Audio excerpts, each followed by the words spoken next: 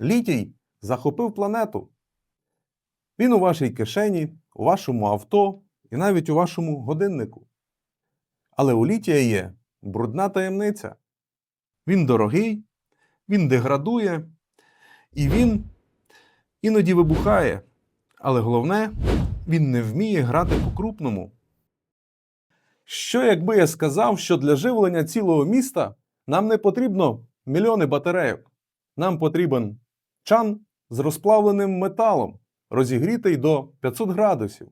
Це історія про вічну батарею, яка працює на гравітації та рідкому металі. Уявіть, що це сурма. Важкий метал. У нашій батареї вона лежить на самому низу. Поверх ми наливаємо розплав солі. Це електроліт. Він працює як митниця. Пропускає іони, але зупиняє електрони. І фінальний шар – легкий магній. Він плаває зверху.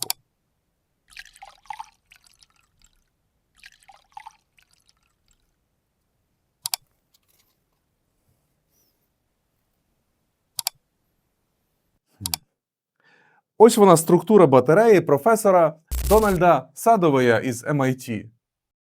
Коли ми вмикаємо світло в місті, магній розчиняється в солі, проходить крізь її шар і сплавляється з сурмою. Це створює потік енергії. Щоб зарядити її, просто подаємо струм і виштовхуємо магній назад нагору. А що якщо землетрус або аварія? У літія це часто означає коротке замикання і пожежа.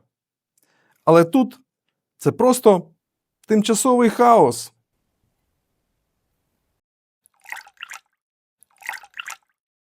Дивіться, гравітація робить всю роботу за нас. Батарея самозцілилася. Її неможливо зламати фізично. Ви не поставите такий термос у смартфон. Він важить 2 тони і гріється до 500 градусів. Але для міського мікрорайону це ідеально. А тепер давайте про гроші. Це те, де літій починає нервово курити в сторонці. Сьогодні встановлення літієвої системи для міста коштує близько $180 за кіловат-годину ємності. Дональд Садовей запевняє, його рідкий метал в масштабі буде коштувати $90. Рівно вдвічі дешевше. Але справжній шок – це ціна експлуатації. Оскільки літій деградує, кожна година енергії, яку ви в ньому зберігаєте, стає дорожчою з кожним роком. В рідкому металі вартість зберігання складає всього біля 3 центів за кіловат-годину протягом 20 років. Це в 5 разів дешевше за літій. Фактично ми отримуємо вічну батарею, де найдорожча частина – це капітальні затрати. Головне питання будь-якого мера чи інвестора – коли це окупиться? Для нашого умовного міста на 30 тисяч жителів ціна питання близько $20 мільйонів. Сума солідна, але давайте подивимось на математику. Ця батарея працює як гігантська електрична губка. Вночі, коли енергія в країні надлишкова і дешева, вона вбирає її в себе. А ввечері, коли ціни злітають, у 2-3 рази вона віддає цей ресурс місту. Завдяки цій різниці в тарифах система сама себе окупає приблизно за 8-10 років. На перший погляд, це довше, ніж у деяких сонячних станцій. Але тут є ключовий момент. Звичайна літієва батарея через 10 років втомиться. Її ємність впаде, і її доведеться замінити. Це фактично вбиває окупність. А розплавлений метал не деградує. Після того, як через 8 років проект вийде в нуль, місто отримає ще мінімум 12 років чистого прибутку та енергетичної незалежності. Тож капекс у 20 мільйонів – це не просто витрати на великий павербанк. Це довгостроковий квиток у майбутнє. де місто не боїться блекаутів і не переплачує за світло в пікові години. Але давайте будемо відвертими. Жодна технологія не позбавлена компромісів.